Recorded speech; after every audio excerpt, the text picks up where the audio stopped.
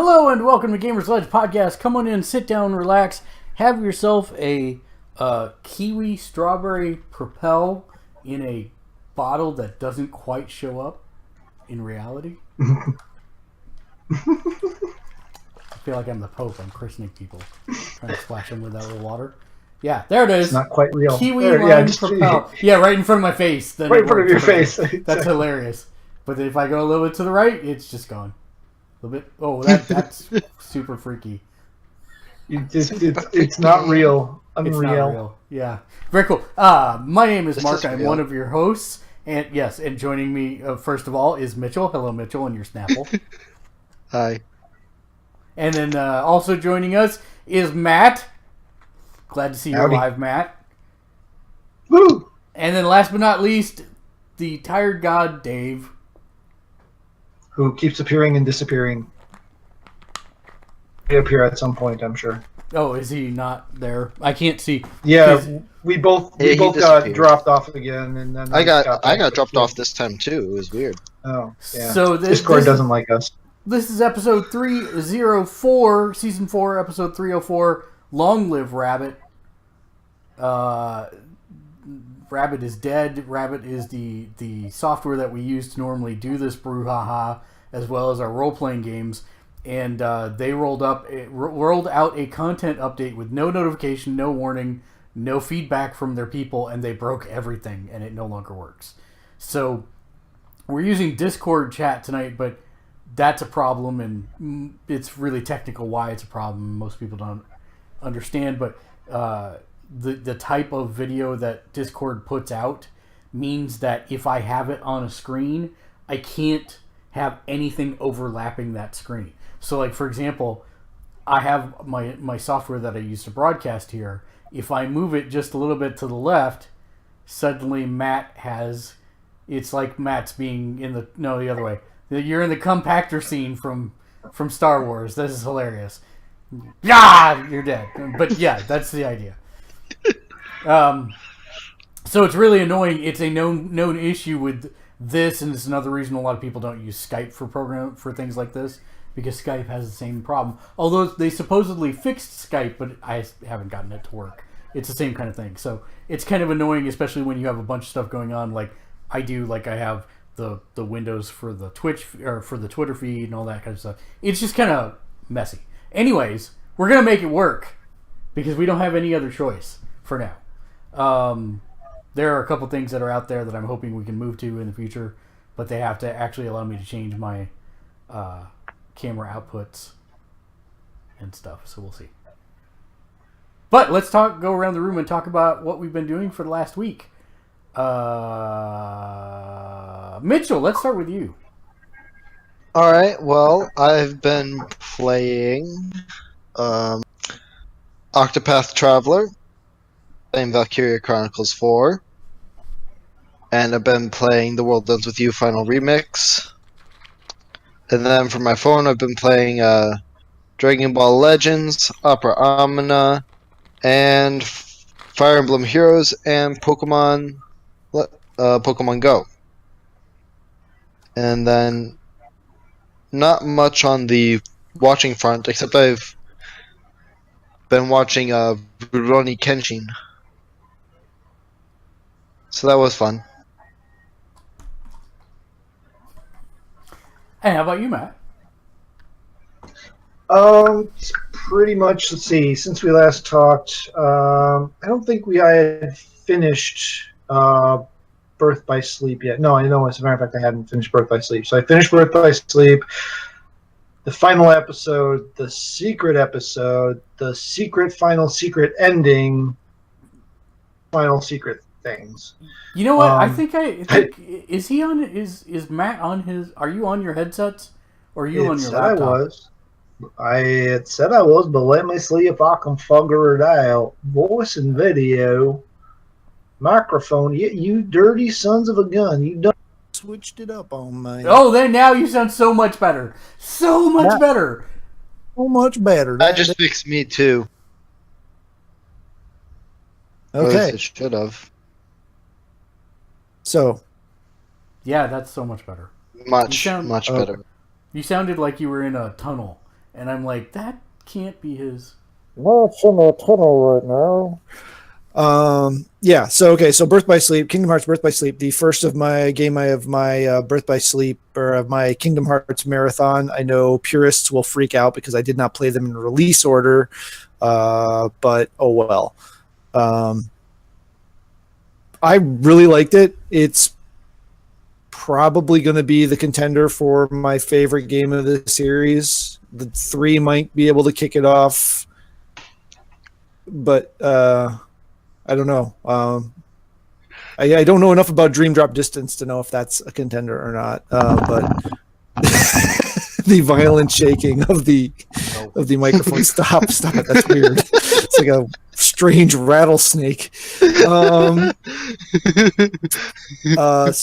we finished that up, and Keegan and I sat down and watched 358 by 2 days, the video version.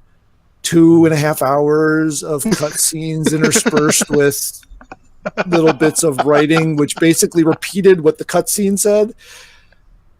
It's not exciting. It was good information to have, but not exciting at all. Watching cutscenes just stitched together, not the optimal way to experience this.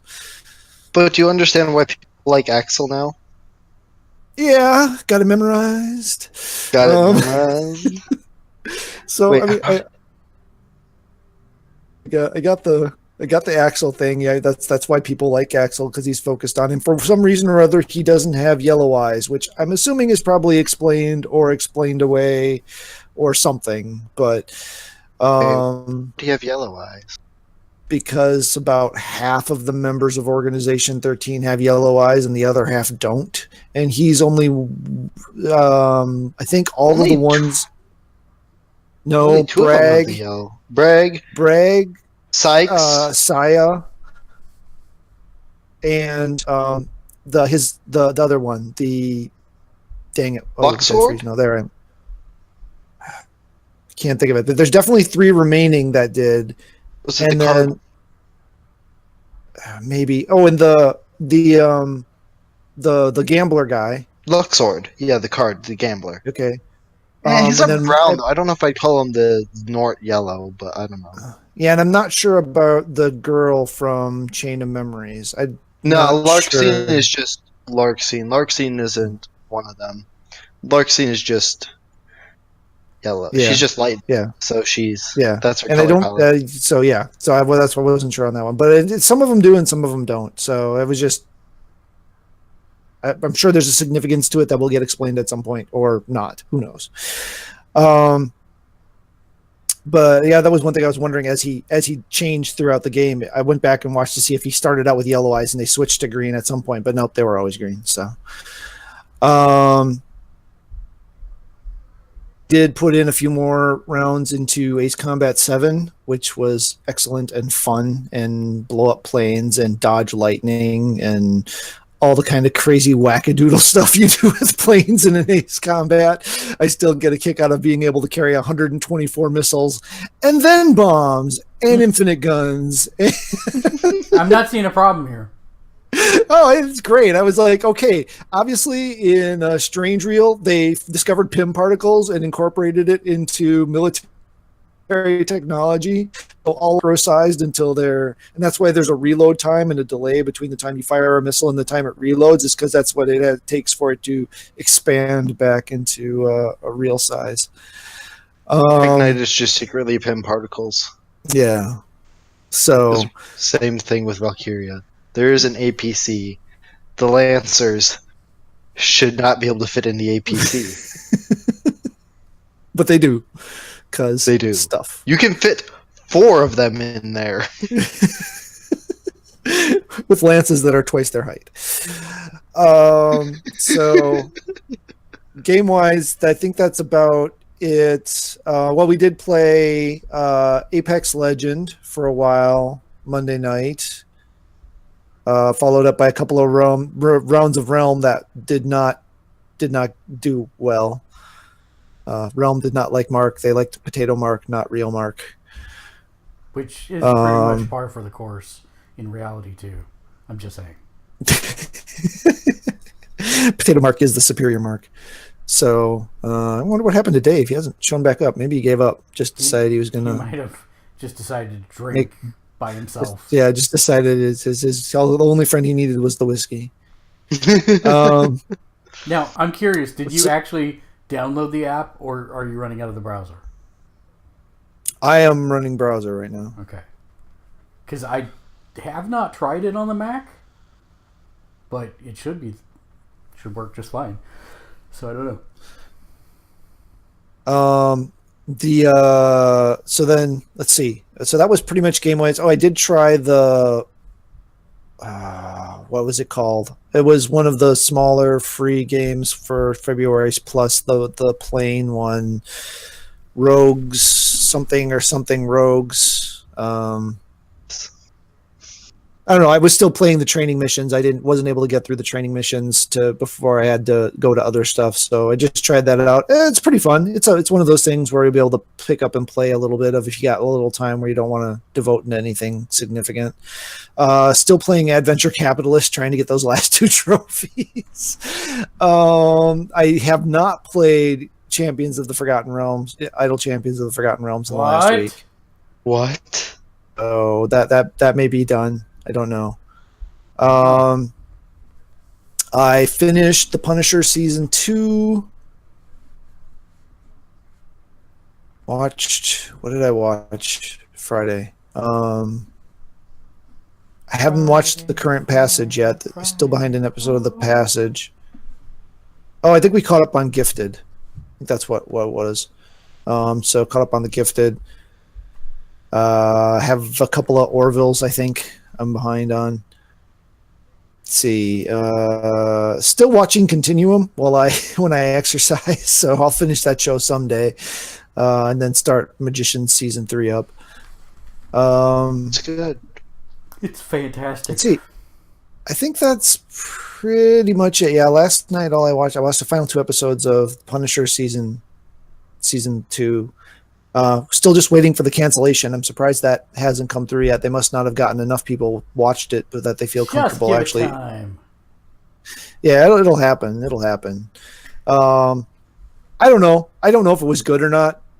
It was really boring at points. It was really good at points, but overall, I don't know what I really thought of it. It existed. Could I have lived not watching it? Yeah. This character does still manage to absolve John Berthnall of his Shane role. So there's that. Although I don't like the rabid animal castle as much as the cold killing machine castle. So the rabid animal castle that they portray in this series is not my favorite version of the Punisher. But they take it to a place at the end where if they were going to go forward with it, I'd be interesting to see what they would have been planning to do with it. Yeah. That's the significant pieces of it, yeah. All right. Well, let's see. For my list, I have a doozy of a list. Also, Hi Banner. And he liked season 2 of Punisher, which is fine. Everybody can like different things. I still haven't watched season 2 of Daredevil, so I'll get around to it never. You realize there's a season 3 of Daredevil too, right? I do realize there's a season 3 of Daredevil, and I ain't got to that either. Season 3 is superior to season 2. I will definitely say that. And see, why does it do this? Why are you not showing my Twitch chat when I switch to this one? I don't know. It's so weird. Oh well, that's fine. Maybe it just needs interwebs. Interwebs. Who needs them? What is they good for? Absolutely nothing. Yeah. Okay. Let's see. This last week, I have played in the Anthem open demo, which Ken also accurately pointed out. They have an updated Anthem roadmap that has been released.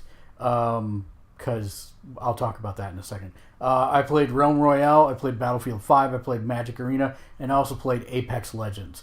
Let's talk about the Anthem open demo. John was very negative on it. I was less negative. I actually am fairly happy with how it came together.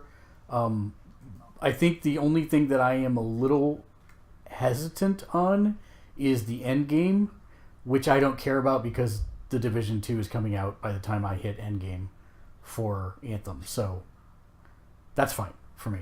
There are a bunch of quality of life things they need to do and apparently are doing in the gold version, including making it easier to find your teammates by a factor of 20.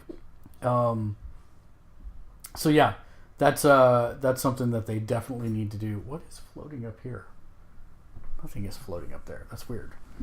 Stop doing that, camera. It's kind of distracting. Okay, there we go. And then Apex Legends. This is the new Battle Royale set in the Titanfall universe, but with no Titans and no wall running. So the only thing you can still do is power slide, which kind of like down hills is kind of fun.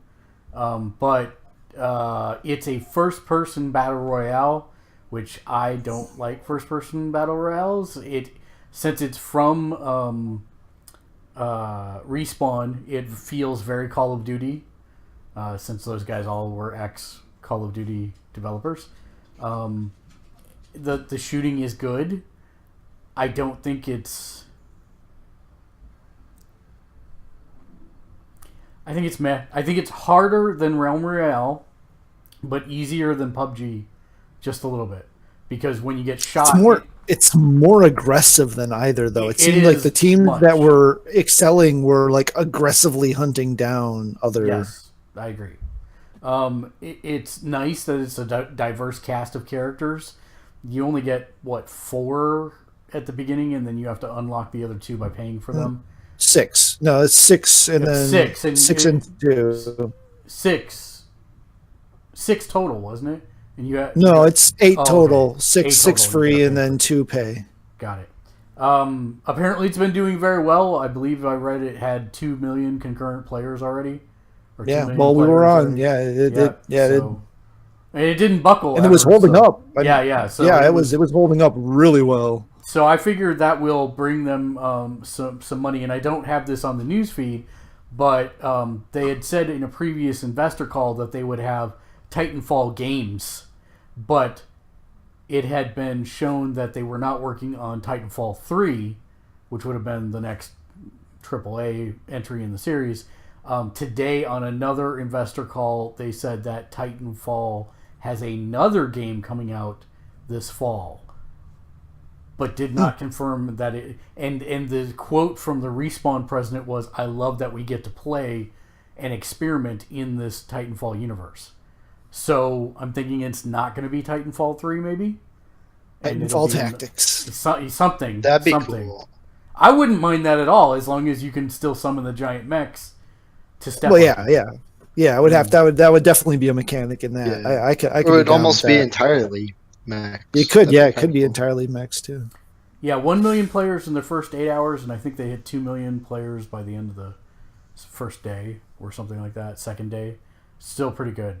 And it was definitely a very polished experience. Whether you liked it or not, it was very polished. It was impressive that this dropped out of nowhere, no public beta, no private. I'm sure they had a private beta where they used bots and stuff, but there was if nothing else, that is a case study for how to launch an online. Yeah. No disagreement. Even it's little things like looking at a rope and hitting square and having the God, I keep trying to say clipping, and that's not what I'm trying to say. The hit boxes are all perfectly aligned, so that when you hit the buttons, it actually fires off, and you don't end up running past something, which is a problem I have with in Realm Royale all the time. But really polished. You can play for free. It looked like almost everything that you could unlock, you can unlock through playing with the in-game currency. Yeah, with the in-game currency. I did something unusual in that Valentine's Day came a little early at my house, and I ended up getting. Wow! Air. Look at that air. That's what I got. There we go. These are nice. treasury editions of the X-Men, done by a well-known artist. But the interesting thing, which I don't know if I'm going to be able to show. Here we go. So they've made it look like the old paper, that yellows over time. Right. But it's not, because you can see it's got the bright whites that didn't exist back then. So it's kind of interesting. And they basically are retelling the first 200 episodes in these treasury editions. And I always love the treasury editions because they're so freaking huge. Yeah. That is giant size X-Men right there. Yeah, they did. And it has giant size X-Men in it. That's the best part. And then I also got a whole stack of books, and I've been reading through those, and that's been a strange yet enjoyable return, because I literally, since I left the store, I have not picked up a single comic, I don't think, other than that Superman 1000. That's how I actually found the comic shop that I took the wife to, and she ended up getting a bunch of comics, so yay for that. Apparently Ninja has moved over to Apex Legends because there's probably more money to be made there. Wow. Yeah. So could be some competition for Fortnite. We'll see. And then what else did I finished season 3 of The Magicians, which, I know this is a me thing, but I still have that prejudice against the Sci-Fi Network for the years that I watched it and everything was horrible. You know what I'm talking about? Yeah, I know. There was definitely a span of time there where the good was more the exception than the reality. And I just cannot fathom this show being on Sci-Fi. It is so good. It is so well written. The effects. Have you watched any of Deadly Class yet? No. Okay, so it's based on a Rick Remender, I think that's how you pronounce his name, book of the same period. I can't say that I necessarily care for the story that much, but it's basically Sci-Fi's chance to say, we have a show where we can say F. Well, I mean, they do it. They do it in Magicians quite a bit, actually. And but they edit it out in the broadcast version, don't they? Oh, I don't know. Because they edit it out. They edit it out in Expanse. In the Expanse, they edited out the swears in the broadcast version. Oh, really? Yeah, no, I don't. Yeah. It's full on in here when I watch it on Netflix. When I watch it on Netflix, it's unedited. But I assume that one, like the Expanse, is edited. Huh. Whereas I'm watching DVR direct off of Sci-Fi, and it's not. Interesting. Yeah, no. I finished that. We finished Ultimate Beastmaster Season 3. I've almost finished Season 1 of Star Trek Discovery. Like, I've got one episode left. I need to get this off my chest, because I said I wasn't going to watch it, and it's dumb. And the things I was hearing were bad. And the things that I was hearing were going to break continuity. I like the show. I think it's good. I think it's breaking the continuity, and I think it has dumb things in it. I don't know if all those things can coexist and make me happy, but it's like it flirts on the line of dark Trek, just enough that I'm uncomfortable, but not feeling like it's not Trek, if that makes sense.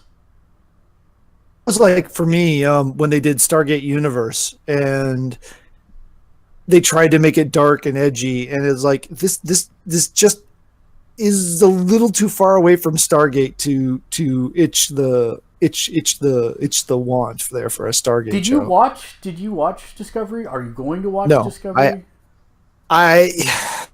Probably not, unless it ever comes up on something besides CBS Access. Yeah, that's one of the issues behind it. I'm lucky enough that I have a family member that has it, and I just use their login and password to watch everything, so I don't have to actually subscribe to the service. Damn it, it's not bad. It's really not bad. It's not as bad as everyone was saying, but at the same time, I watched the pilot that they had available for free to the public when it first launched, and that was horrible. Other than the pilot, because the pilot was not good. So how do I explain this? The pilot was the setup, and I don't think you even get Discovery until you're no, you don't. You never. You don't see Discovery at all. No, I'm saying it's like 5 or 6 episodes in. As a matter of fact. Oh wow, okay. It's a long start to the build up because Michael Burnham's story takes a while to tell, and I think people watched the pilot, said, "What the hell is this?" and left. And I get it. I mean, it's almost like if you watch the first 5 episodes of Dollhouse, right? It was like there's a story, but you have to get to episode 6 to really have it make sense. And I see what they're doing. And now that they're at the end, they actually did throw a really nice swerve at me that had been bothering me for quite a while. But once they illuminated what the swerve was, I immediately was able to backtrack all the way back to the beginning of the series to see how they were subtly laying those threads. And they did a really good job with it. And so that's kind of interesting to me. It's kind of interesting to me what they've done.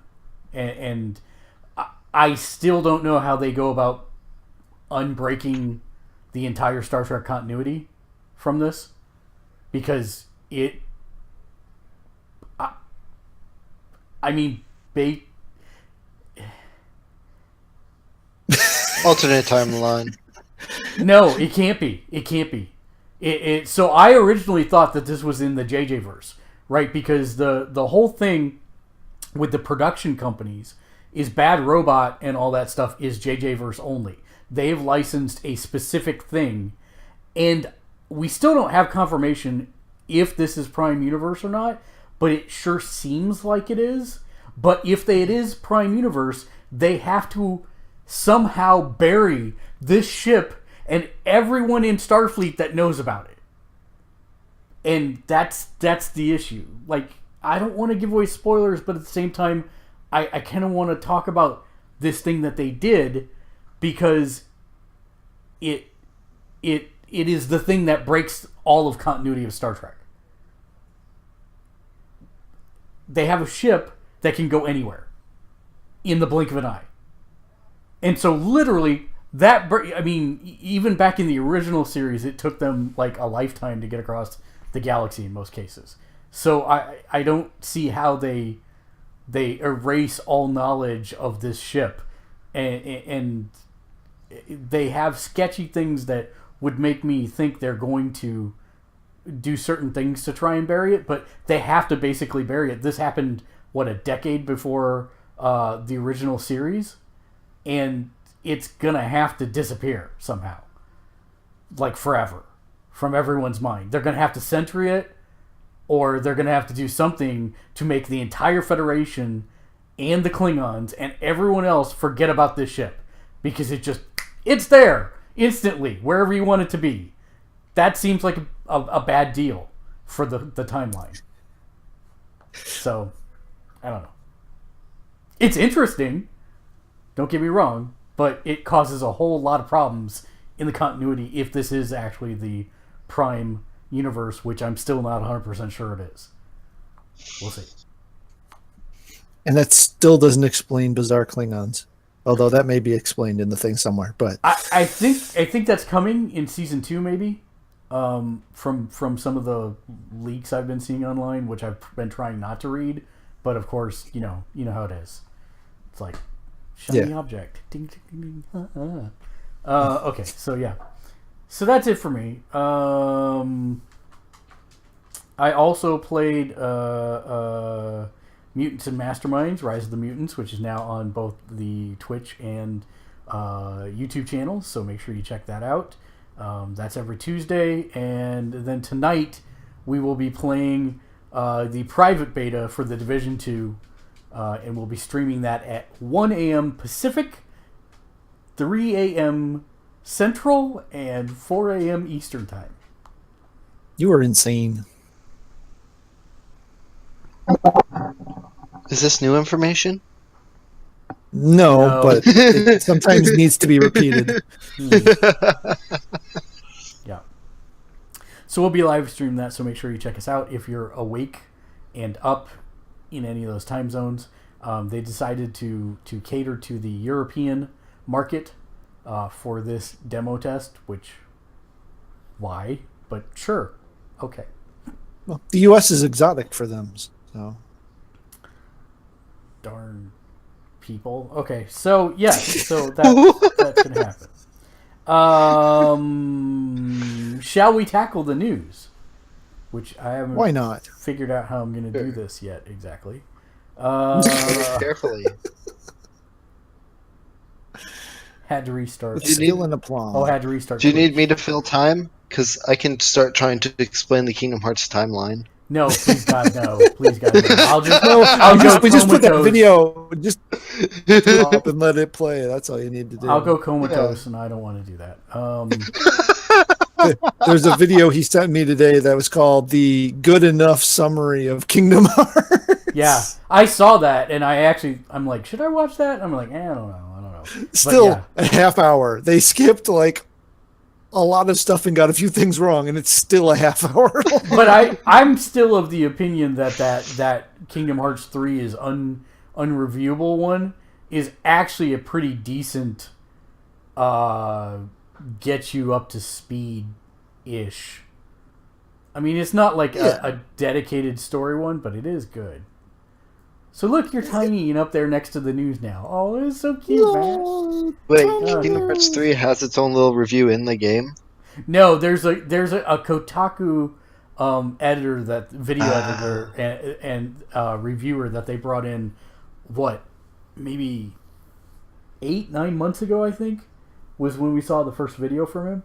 And he's hilarious. He lived in Japan. He had a little tiny blog, and he wrote a troll review of Kingdom Hearts 2, giving it a 0 out of 10. And he got 4 million views on his review, and like I think something like 198 death threats and all kinds of stuff. But he is hilarious in his writing, hilarious, and so yeah, I really enjoyed it. I hope. But he basically did a thing that says that Kingdom Hearts 3 is unreviewable because as a real reviewer, anything you do is just going to piss off the fan base. Like if you say it's good, then the dedicated fan base is going to call you a poser and say, well, you're obviously overlooking, Birth by Sleep or any of the other. Yeah. If you try and point out any of the flaws in the game, then you get burned at the stake. Exactly. So it's like it's an unreviewable game because when you think about it, the heart and soul of video games is this journey that people have been on for 17 years. And at the same time, it has become like the review process. So he's saying it's super difficult because there are a lot of factors that go into it. I really enjoy it. You should check it out. It's fun. Kingdom Hearts 3, I think, took go big or go home literally, in my opinion. Yeah, I believe it. All right, so I want to talk about this. So this is a week ago in the timeline. Right here, I said, listen, I think Jack Black is perpetuating the biggest troll possible by making a YouTube gaming channel that features no gaming, and it's amazing. And I said Brace's Destiny was my favorite episode so far. So this week, and this is not in the news feed, This week, he had Fortnite in it. And you get 2 minutes into the thing, and he's like, I can't do this. We still couldn't figure out the Elgato. So I got a friend to put together all this footage for me like I'm playing, but I can't do that to you guys. So next week, I promise, I'll figure out the Elgato and we'll have gaming. I don't think they're ever going to have gaming. I think that's going to be his ongoing premise for the entire channel, and I love it. It's amazing. Instead, what in the Braces of Destiny one, he plays freaking Lunar Lander on his car. Like, the car has Lunar Lander built into the dashboard screen, and he plays Lunar Lander on it. And that's the gaming portion of that episode. It's hilarious. And in this one, he took some other super obscure 1978 system that came out and showed how you put like the overlay on your television screen, and then we're able to play things. And it's like, oh my god, he's secretly stealth bombing retro gaming into this thing that people are expecting Fortnite Let's Plays from Jack Black. It's kind of hilarious. So I do recommend you check it out. It's pretty good. The sad but kind of expected news from Machinima officially shuttered after they pulled down the YouTube stuff a week back. 81 employees laid off. Hope they find new positions, because that sucks. Hey, Matt. Hey. Do you have Twitch Prime? No. Do you have Amazon Prime? Oh, we talked about No. this. You don't. Yes, well, we've talked about this before. Folks who do can get Final Fantasy XIV for free. And it actually lets you go up to level 50, which normally the free version only lets you get to level 30. This one lets you get to like level 55 or something. Cool. So whatever the vanilla cap is. Yeah. As long as you have a Twitch Prime, you can access that game for free. You're welcome. What does it say? Gummy fight areas are open areas now. Oh, yes. Yes, in Kingdom Hearts 3. You're no longer on rails. You and your spoilers. So Anthem detailed that they're going to have an alliance system, which is separate from a guild. And this is actually kind of interesting. So, Matt, let's say that you, me, and Ken, and Chris all form an alliance. Well, as we play with or without each other, together or not, so you could just play solo if you wanted to, because we know you're cranky like that.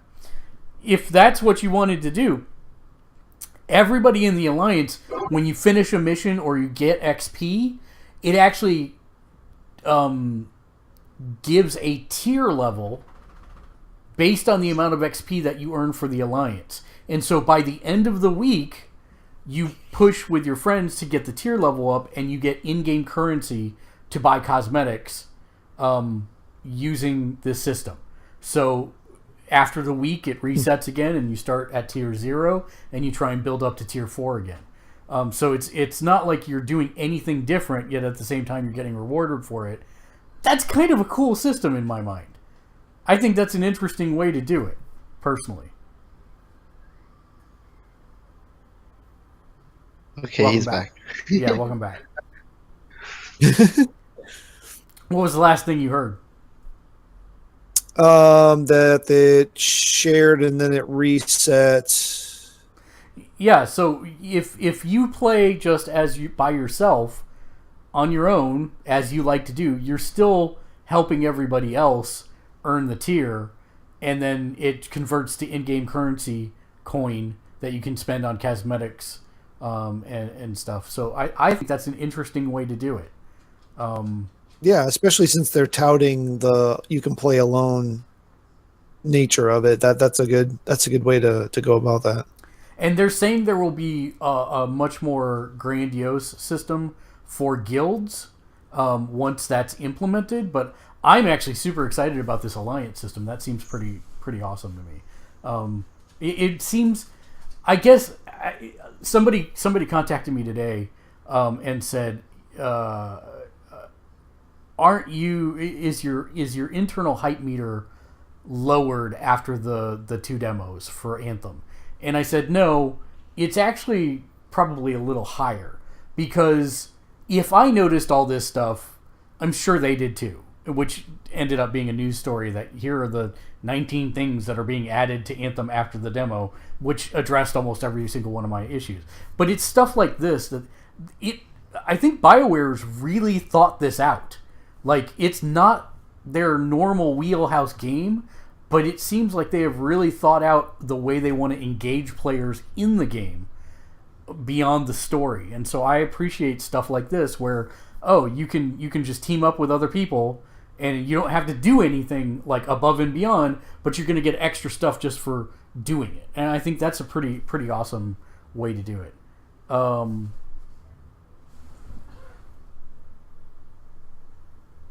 Yeah, Stronger Together update is rumored to introduce guilds. Yes. So yeah, I think the demos were not great. I think the demos were not how they should have done it. But I think it's going to be a just fine game to last me until I hit Division 2. So we'll see. Oh, this is the one that you made me sad with, but at the same time I'm happy for.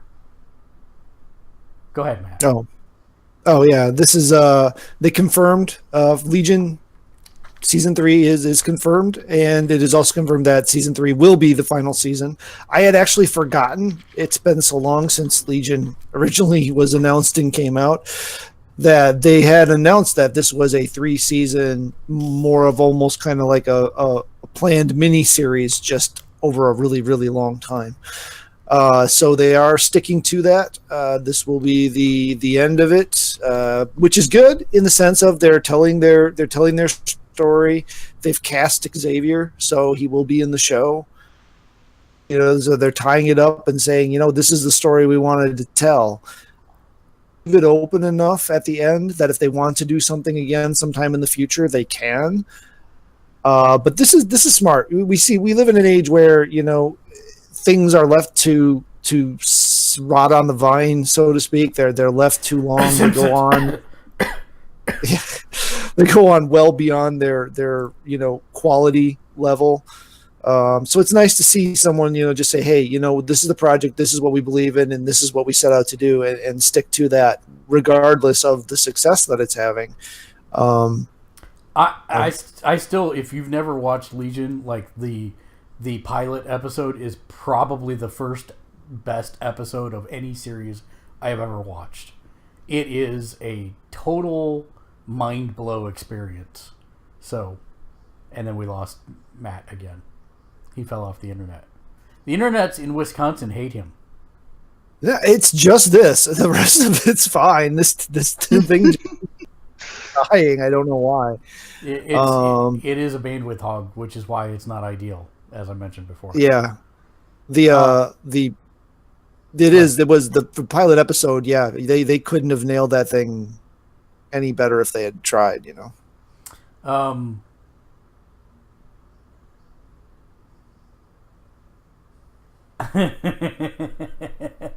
was like trying. Somebody was. This was around the time that the first VIP demo had failed hard, and then we had just come off the new demo, and everybody's like, are you excited for Division 2? And I'm like, yes, except for the release date stuff.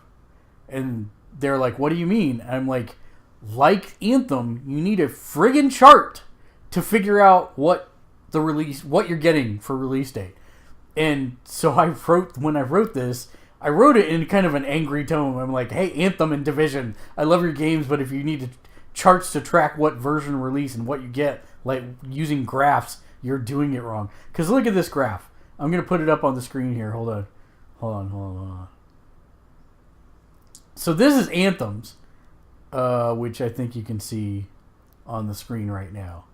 So, yeah. So this is Anthem's, and it's like if you have a standard pre-order for PC, PS4, and Xbox One, then I don't think you get to play the game at all, ever. But if you update it, or if you got the Legion of Dawn pre-order on PS4, PC, or Xbox One, you got access to the February 1st demo, but you still don't get to play until February 22nd. If you have it on EA Access on the Xbox One, then you get to play it 10 hours early on February 15th. Okay. Oh, no. February I'm sorry. 15th. Okay. No. I'm wrong. It's 10 hours early. Then if you have it on Origin Access Basic on the PC, it's nothing. And if you have the Premiere, which is the paid, then you get to play it a week early. Yeah. It's a mess. And then here's the Divisions, which is an even smaller font. If you get the Ultimate Edition, which is what I pre-ordered, you get the game, you get access to the private beta, you get a couple DLC packs, 3-day early access, a year 1 pass. You don't get a steelbook. You do get a Secret Service pack, a First Responder pack, and an Elite Agent pack. You don't get a map, you don't get a book of lithographs, and you don't get a bunch of other stuff. And then depending on which one you get under that has different options and different times that you get to play the game. It's crazy. I mean, I feel like it's... Oh, I got the hiccups now. I'm so stressed about this. I feel like it's splitting the player base already before the game has even launched. It's super frustrating. So since you only get it 10 hours early instead of 14 hours early, are you already handicapped in the dark zone from the people who had a 2.5 hour head start on you? That is a valid question. I have the hiccups really bad. Darn it. Water. The answer is probably not. But still, it's a bizarre. Are they actually? This tactic must be making money, or at least giving them the illusion that they're making more money by forcing people to buy more expensive versions to give them an inconsequential. Yeah. Head start. I'm sorry. I know. Inconsequential. Yeah. It's not lost on me. Oh, this is horrible. I think I've had hiccups twice in the last 2.5 years, and this is the second time in like 2 weeks, because I have not had them in a really long time before last week. You got them so bad you're derezzing. I believe it. He's starting to fade in and out of existence. So here's the news story that I was referring to. Anthem, 19 changes from the demo to the live game. A lot of the issues that I had with the game are included in here. Quit laughing, that's going to make it worse. Sorry. Squad location and status easy to find. Walking around Fort Tarsus will be faster. Frame rate fixed for console players. Promote to leaders will be available for squad. There were some bugs with some of the inscriptions reading 0%. Making primer and detonator abilities more clear for combo systems. Easier to see underwater, because man, it's very dark underneath the water. There was one thing. Oh, you get one new javelin directly after the tutorial.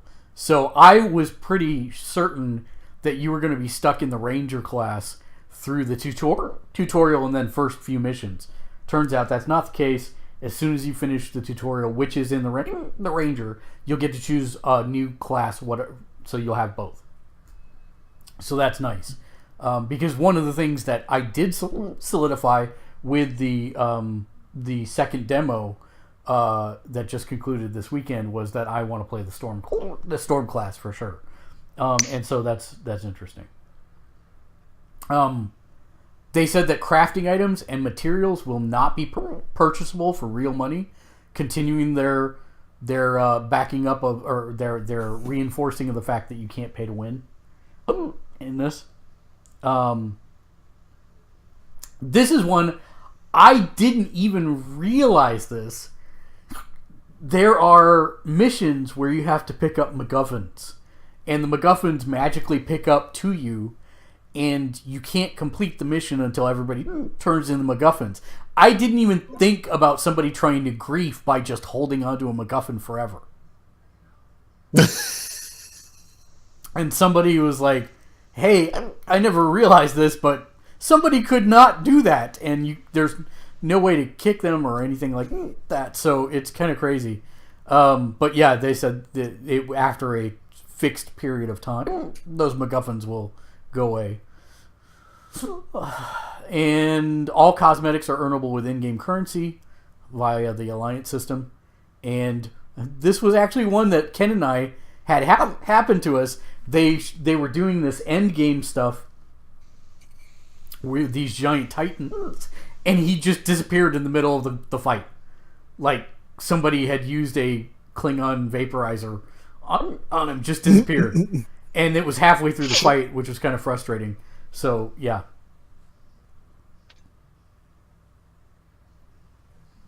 No more disintegrating bosses. Yep. So, it looks like there's a lot to the game. I'm excited about it. And it's pretty soon. This is the thing that set me off today. So, EA had a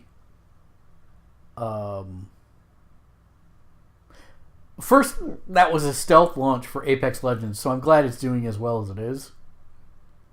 But there was like no press, no media, no anything leading up to it. It's just, oh hey, this is live on the PlayStation today. It was announced by some streamer saying that, hey, I'm going to have this on my stream the day before it launched. Yeah.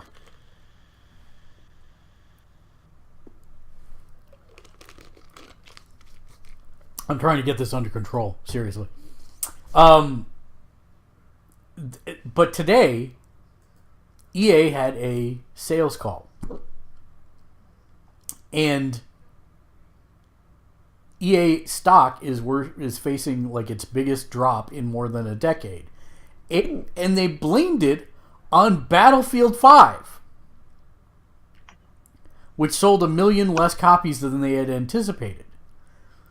But what kills me, what makes me angrier than anything else, is it sold less because EA forced DICE to publish an unfinished game. So what were you expecting? It's the same thing Capcom did with Street Fighter V. And they're still fighting to recover and get its sales back where they should be. It's horrible.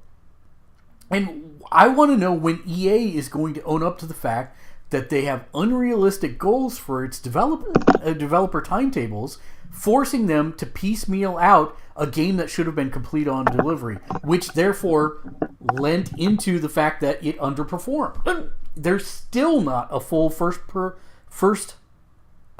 single-player version of the game.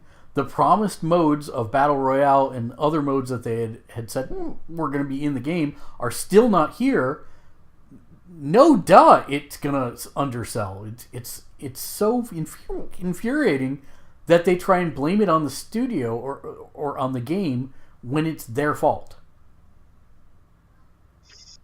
That's one thing I was talking to one of my friends about, because Fire Emblem Three Houses is supposed to come out sometime early this year, like within supposedly the next few months here. It said 2019 spring. But that's all they gave us. And we haven't seen any news since last year E3 from it. So everyone's kind of suspecting that it was silently pushed back, which we were both like, it's a shame it got pushed back, that the release date got pushed back. But at least then we're getting a finished quality game rather than a rushed, forced out project based off some loose, trivial date that they gave. Yeah. It'd be nice if they could tell us, though, if they actually did push it back, but... Well, you'll find out whenever the end of Q1 spring is. It's just... It's mind-boggling to me that EA doesn't seem to learn the same lessons that every other studio in the industry has already tackled in some way. They're one of the biggest, though, and we know that big doesn't learn fast. That is very true. But it's definitely better to delay a game and have a finished product that's going to sell than to try and put something unfinished on the table. Yeah, there's a balance, right? Because there are games that have made a lot of money and made a big name off of putting out something, but then continually deploying stuff to it on a regular basis. But so Smash Brothers. every whatever period it is going, hey, okay, this 2 weeks, this 3 weeks, this whatever, they keep on rolling out content. So I can see EA saying, hey, we can use that same model here. The problem is they haven't been rolling out the content at the rate they would need to make that work. Exactly. And if you're going to, like, I have no problem with a progression path for a game, right? But have a fully finished and realized single-player experience before you launch the game, and then have clear goalposts for the content path. And they have none of those things. They still haven't announced when the last section of the single-player game campaign is coming out, and the Battle Royale is still TBD. And that seems like it's, they should lose stock and investor confidence, because that's not how you do it. And we've seen other companies like Anthem, which is an EA game. Granted, that may be on the developing house. I will easily admit that, but it seems like they have a much stronger content path laid out already. They've said, hey, here's going to be the first 3 updates, and we have 3 more coming beyond that we're not announcing at this point.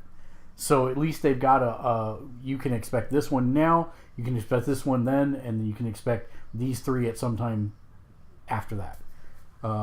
Whereas this seems like it was really, really mismanaged in its launch. And I have a feeling that DICE has delayed games in the past to take the time to make them good.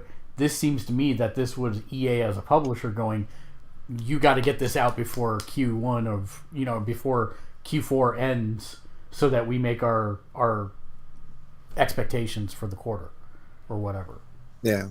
This was a boardroom decision, whether it was they felt they needed to have a Call of Duty competitor, or like you said, they needed it to make numbers. This was a boardroom decision, not a development team decision. Is there any other news that I missed? I didn't see a whole lot today. I haven't noticed a lot. I had to close all my other tabs because I was at 1.5 gigs around.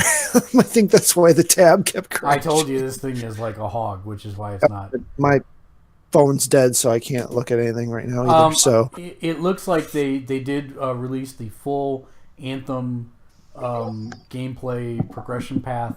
They said that launch is 2/22. Act 1 is going to be in March. Act 2 and Act 3 are TBA. But then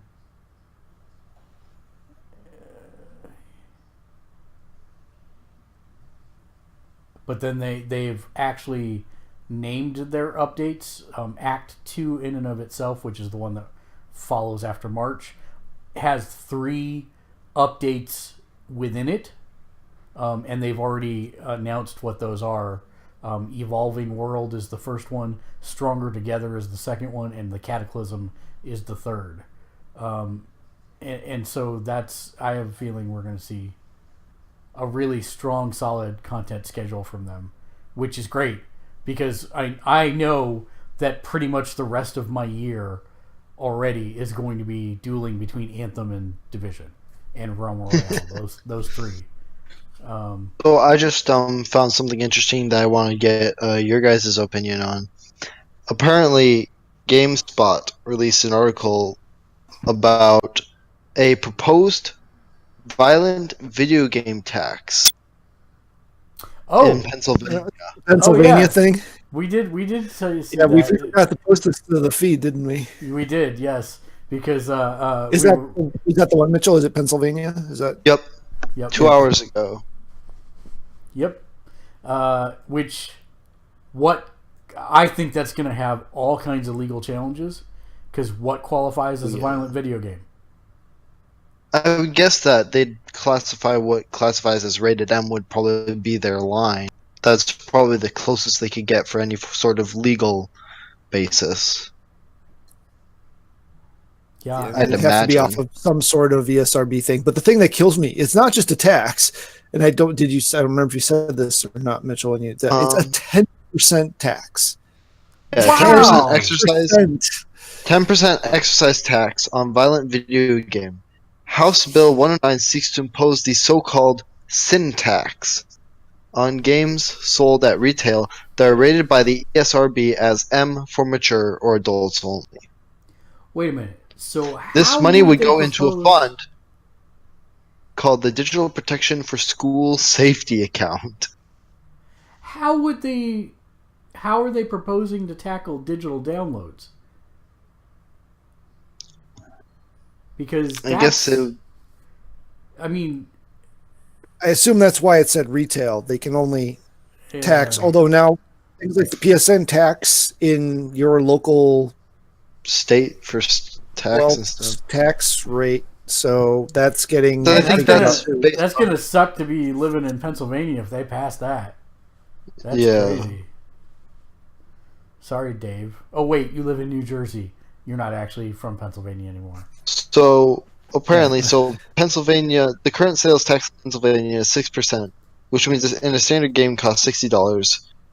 So it costs around $64 with the sales tax. Then the extra 10% would make it costing about $70. It's adding essentially $10 more, maybe more, to the cost of the game. And common thought is that PS5, Xbox, whatever games are going to be at least $70, if not $80. You know, they say that every year, every console generation. That hasn't happened since the SNK. Since it went from 50 to 60. I mean, but it's kind of plateaued past that. I don't think we're going to see it go higher. And this brings up my whole argument that digital games shouldn't be freaking $60 anyways, because there's no warehousing, no shipping, no any of the parts that come along with a retail package. Or that's the thing.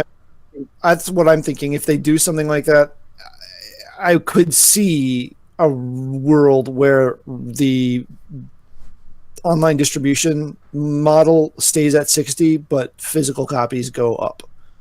Yeah. Banner says in 5 to 10 years, I believe every game will be digital. If you look at the PC market today, it's been that way for, almost 10 years now. And so I think the writing's on the wall. I'm still not convinced it's going to be the next console cycle.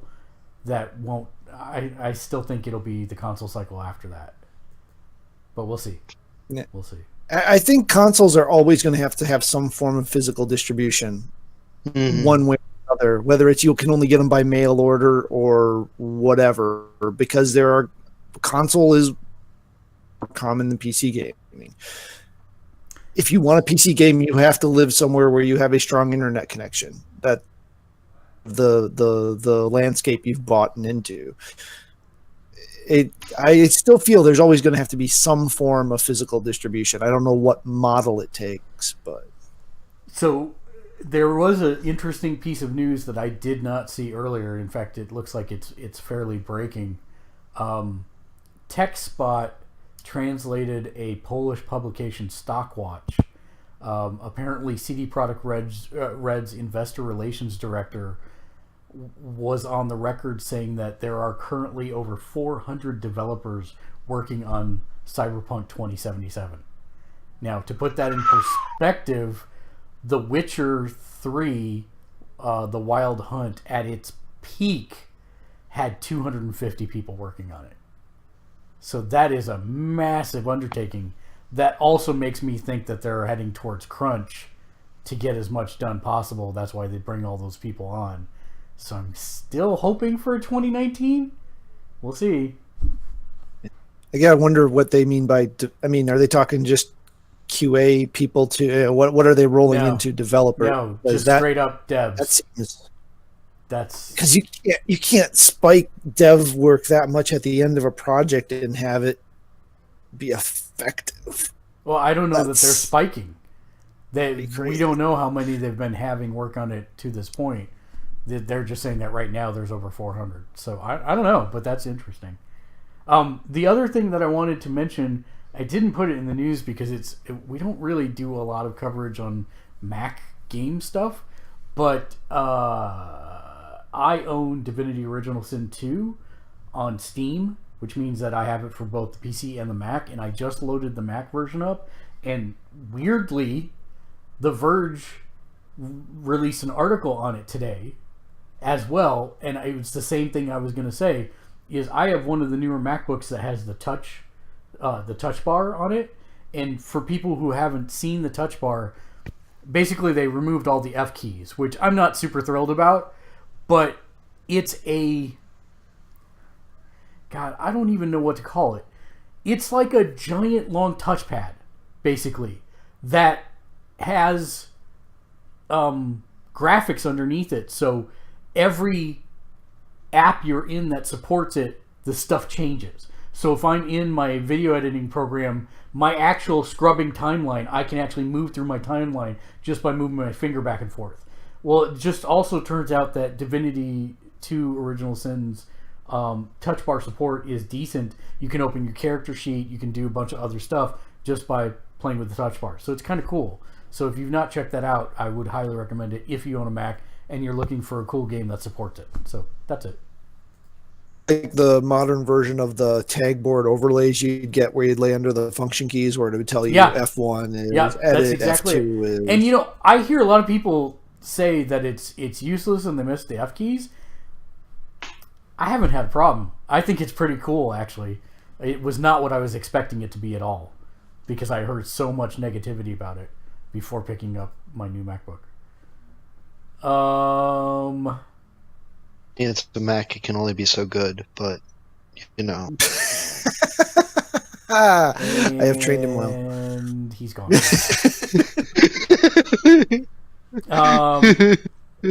Apparently, you can now merge your Xbox, Switch, and Fortnite and PS4 Fortnite accounts together. So that is a thing. I thought you would put this on the feed, but I guess not. Xbox Live is coming to the Nintendo Switch. Oh, did I? Yeah, maybe I didn't. Maybe I just threw that in the chat. I didn't want to double post it, so I didn't do it. But yeah, I still don't really know what that means or what form that takes, or you could just talk to the people. Sense. No, you said messaging across platforms or messaging across platforms. Achievement unlocks. Theoretically, again, you have to have devs that support it, but you could do it. So yeah, that's interesting. Sign up Dave for an Xbox account and link it to his Switch so he accidentally gets Chivos. Oh, that would be hilarious. Also, as a PSA, there is a Devil May Cry 5 second demo now available that you can download on all the stores. It doesn't launch. Is today the 6th or the 7th? I can't remember. It is the 6th. 6th. Okay, so the demo doesn't start until tomorrow, but you can download it now. So just as an FYI, I'm actually going to Demo for what? Devil The May demo Cry for what? 5. Ah, So gotcha. I'm interested. I will check it out. I still have to play 4. I played 4. I know you played It's good. It's good. I liked it. I like Lucifer. That was a fun weapon.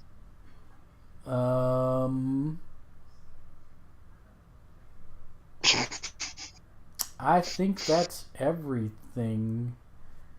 Did you want to share the picture of the metal dinosaur? The metal dinosaur. I don't know. The dinosaur In with the- like in the the giant chat. mohawk for a neck. I still don't know what you're talking about. In the It's are in you? the chat. It's in the chat. It's in in the the- Discord chat. It's I it's a can't see the new Discord dinosaur. Oh, you can't see the Discord chat. Okay, there was a new dinosaur fossil found in Argentina.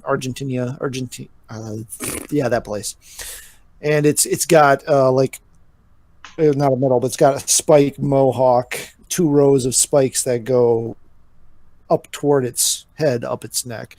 It looks like it's going to some like super metal goth concert or something. Nice. I like super metal goth concerts. Oh yeah, there it is. Wait, no, I can't. See. Mitchell has to talk. It's right here. I'm talking. Oh, there we go. Talking. Nope, other way. Other way. The other way. Other way. Ah! I need to keep talking. There you go. You're good. We got it. Okay. EA Access rumored to hit maybe another console, PS4 or Switch. Probably Switch before PS4 would be my thought. But Yeah, which is still kind of weird, but yeah. it's super I feel weird. bad for people who bought Kingdom Hearts 3 for the Xbox and haven't played any other Kingdom Hearts games. Yet I also find it entirely hilarious. I don't. I think this would be a good starting point for them, to be honest. They don't have to have the baggage, and I don't mean that in a negative way, but it is baggage. You know, 17 years of baggage. They don't have to have that. They can jump into the story here, and I think they'd be okay. I think what you're going to see is a lot of frustrated Xbox players that beat Kingdom Hearts 3 and then want to experience the rest of it, and they can't. Need to buy a PS4. Fair enough. Yeah. They just need to join the superior group. Wow. Elitist. I'm much? not All the you have taught me. Now, son, remember to put those Xbox users in their place. No, yeah. We have no one left to defend the system, so yeah. That free. is kind of true, actually. I'm pulling up my list. I've already converted Austin. Yeah, it's true. Okay. So this brings us to the part of the show where we like to thank all of our subscribers for supporting us. You can do that by clicking the subscribe button here on Twitch or by heading over to our Patreon page at patreon.com/gamersledge, where you can get your name on every show that we do for as little as $1 a month. But for everybody that pledges at the $5 a month level or subscribes on Twitch, we like to take this moment to thank each and every one of them personally. Justin times some ridiculous number like 4 now, thank you. Regina times 2, Naomi, John, June, Eric, Lexi, Patrick, Dave, Kevin, John, Nashok, William, Peter, John, Vekarad, Colleen, Tracy, Michael, Dave, and Arturo. Thank you so much for helping support the channel. Again, don't forget that tonight we will be doing the Division 2 private beta, streaming at 1 a.m. Pacific time, 3 a.m. Central, 4 a.m. Eastern time. I can do math in my head on the fly. And then we'll be having more Realm Royale, more Magic the Gathering Arena, because that is so good. It's so, like the RNG sucks in it, but beyond that, it's really good. And yeah, that's going to bring us to final thoughts. Mitchell, we'll start with you and your final thoughts. Fire Emblem Heroes is in its 2nd anniversary event, so now is actually a really good time to hop on if you want to. It's a good game. You can hop on for a if you phone. want to. That is. It's on a phone, therefore your final statement is completely invalidated. For a phone game, it's actually pretty well developed. It's actually even got its own story arcs. Wait, what's the name We'll of it? caveat it. Fire Emblem Heroes. Oh, I heard there's one called Another Eden that needs to... I have it downloaded, but I haven't done it yet. Another Eden, and I seem to think it is tied to the Final Fantasy creators in some way. Hmm. And The art for I've seen it pushed hard on Facebook, and the art style is very late 90s Square style. There is no in-game microtransactions, and it is, I think, $3 if I remember right. So you might check that out. Matt, final thoughts? I'm completely unprepared. I don't have any thoughts at all. So do you pick up the X-Men comic books? For shame. I do not. I was getting the one with the young team, the past future kids for a while, and then I had to drop a few books in that one.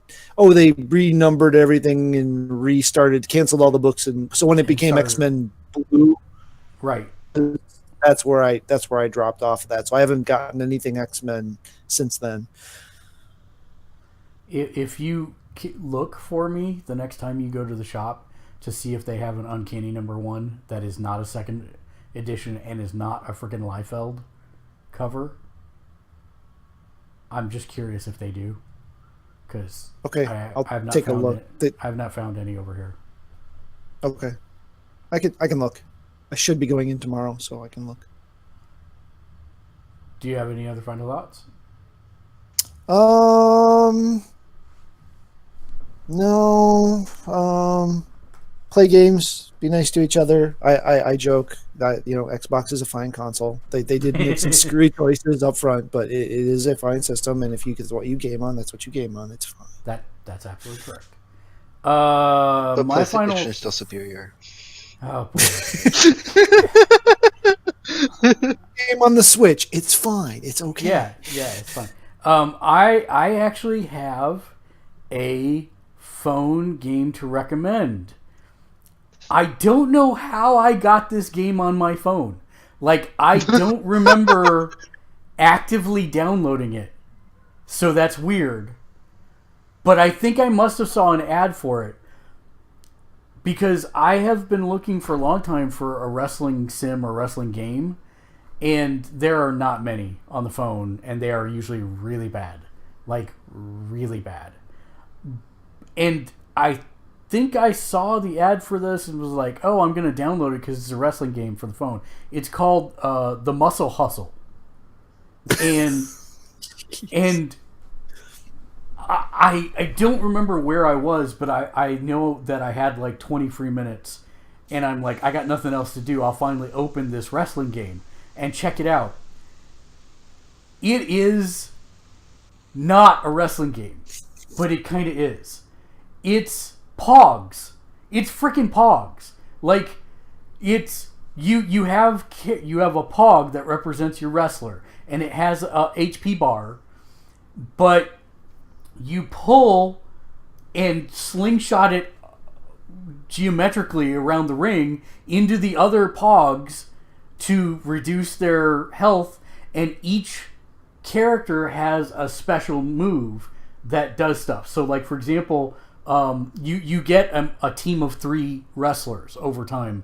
You don't do solos. You do tag matches and whatever, but there's no tagging, so it's not even a tag match. Whatever. Like I said, it's not really a wrestling game, but it's kind of fun in that, like, let's say that I've got Xavier, and Xavier is a high flyer. If I use my turn to push him, my own teammate, into one of the 4 corners, he will do a leaping elbow attack for a huge amount of damage to whoever the nearest bad guy Pog is.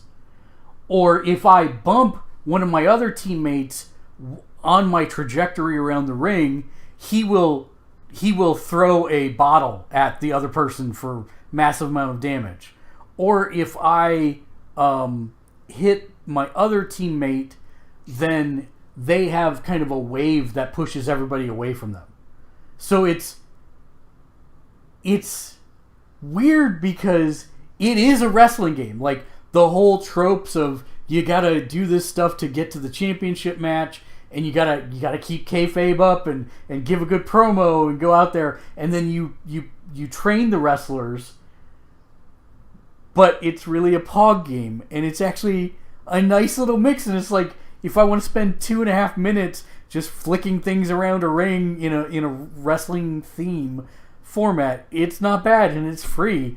I actually am really enjoying it, which is weird because I was so bamboozled by the fact that it was a pog game dressed as a wrestler. But I don't know. It's fun. So if you like wrestling and you like video games, I'd check it out. Worst you say is it's crap. And delete it off your phone, which a lot of people do.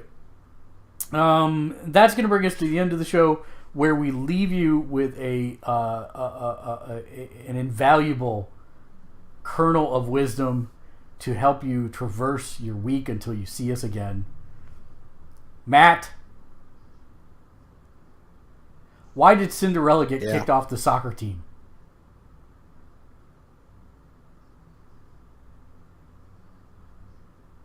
Missing the ball. No, because she kept running from the ball. Yeah, I knew it'd be ball related. It usually is with Cinderella. Until next time, Sports. game on. Game on. Email.